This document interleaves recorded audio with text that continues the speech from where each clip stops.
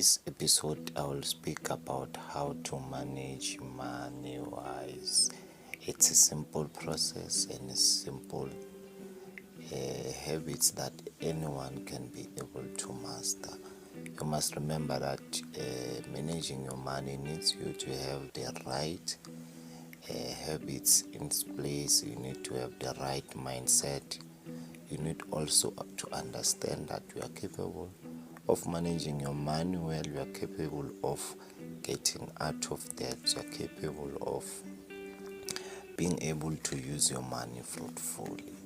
If you don't manage your money well, you find yourself in a position where you are earning to spend and money comes and leave in a matter of few days. And it's not because the cost of living may be higher than your income, but in most cases it's because you don't know how to manage your money properly. So the first point that I'll talk about is to have a budget. Many people don't think the importance of having a budget because of many reasons. Some they've tried having a budget but they quit before they even start. Some they do have budgets but they don't follow them through. Some they do have budget but they only followed it once and next month end up not doing as they planned to do. So the problems that most people faced in facing a budget is price changes. People will budget, or personally I will budget and find that the price that I have budgeted things for are above than the projected price. So then that's where then I need to make sacrifices or add up the budget a little bit. But the fact that it's important that I have the budget already in place. So a budget, it's when you take your net income. Your net income, it means it's your income after tax, and then you evaluate your expenses, your daily and monthly expenses, things that you need, including bills, we including your diet, which is means food, including transport, education, funeral covers and insurance. Those are part of your expenses that are need to be taken care of so that you can be also be able to be effective at what you do. You can also be effective on the work that you do at work, and your life cannot be disturbed in the middle of the month. So if you are able to cover all your expenses well, you don't have to use your credit card, or you don't have to seek out debt in order for you to add up your expenses. And it's also be important for you to understand your expenses so that you can know, if I buy this, how long will it last, how long my consuming rate is at with this product that am I buying. Even if I can lose income in the middle of the month, can it be able to last me up until a month end? So it's also important that you understand that. So and in part of expenses, there are variable expenses and fixed expenses. Fixed expenses are easy to budget for because the price of these expenses do not change unless you feel like you want to add more or you want to decrease. Expenses like your insurance, funeral cover, it could be also transport. So it's important for you to understand them and put them first on your budget list when it comes to expenses. And then we have variable expenses. Variable expenses are these expenses that changes from time to time. It can be your food, it can be your subscriptions, it can be your fuel. Sometimes if you have a car, it can be your children's needs, because they change from time to time. But this is also important to have a specific and specified amount that you are going to spend on the variable expenses. And then the third point into budgeting, it should be your savings and and investment. So in this part, it's where you put at least 20% or 10% of your budget into saving. When you are saving, you are creating an emergency account for yourself. You are also creating a leverage that the money can be used to leverage other opportunities that will come your way.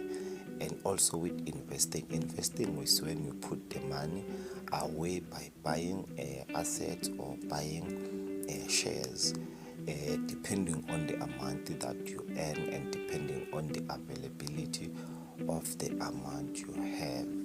And then the last point, it's liquid amount. Liquid amount is the amount that you're supposed to have on your account, on your bank account, so that it can stay there unless another thing comes up in the on a monthly basis that you need to cover. Then you use that money instead of trying to get a debt or using your credit card. So another important and last factor of budgeting is to focus on creating a budget that means value to you, a budget that is important to you and according to how you could afford. In that way, you can be able to better manage your money because you understand where your money goes, you understand the value of every cent. Going to the second point, limit unbudgeted spending.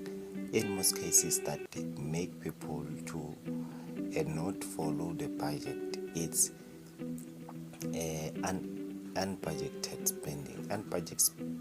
Unbudgeted spending can come in a lot of different ways. Number one, it can come through sales and discounts, of which these are tools that are generated by shops so that they can be able that you spend more than what you came to be spending for. Sometimes it can be little emergencies that just pop up, and you must understand that if you allow them, they will always pop up every single month. So it is important for you to understand that you need to limit unbudgeted spending. Control the way you spend as you control the way the money comes in. So if you control the way you spend, then you can be able to be in a better position to manage your money well. So even if you have money left over, you have to use it well without you going too much or without you using it outside what you even budgeted it for. So it's important to limit your spending. And then another point that you are going to be looking at is tracking your spending. Small purchases here and there can quickly add up into big purchases. So if you don't track your spending, you may end up overspending on a budget. You may end up buying even things that you don't need for a long term, because there are long-term purchases and there are short-term purchases, and in most cases, due to instant gratification, we end up finding ourselves spending most of the money of the things that will bring short-term value in our life. So it's important to also evaluate the product that you are buying, whether it has long-term or short-term benefits. So it is important to track your spending. How do you track your spending? You download your bank statement, you keep your till slip so that you can know how much your lifestyle costs. This will also help you to budget. When you track your spendings, now you know that this you need to cut, this you need to add. This is how much you spend on how much work that you do. So it is very much important that you are able to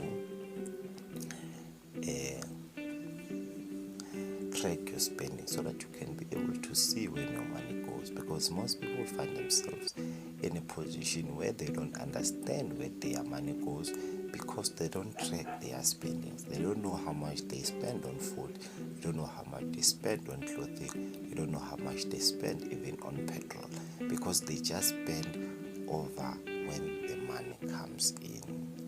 And then the last point will be, don't commit to new recurring monthly bills. So new recurring monthly bills may come as when you qualify for a credit that you don't even need at that time, because the fact that you qualify for credit, the fact that your store account has a certain amount, it doesn't mean that it's money that you have, it's credit that you are going to pay back.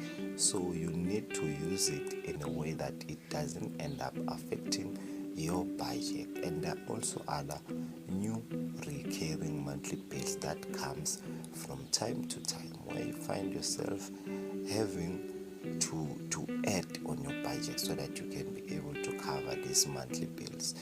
Like it could be electricity. If you don't track the way you use your water and electricity, every month you'll have to add a new price, a new amount on top of the amount that you are paying.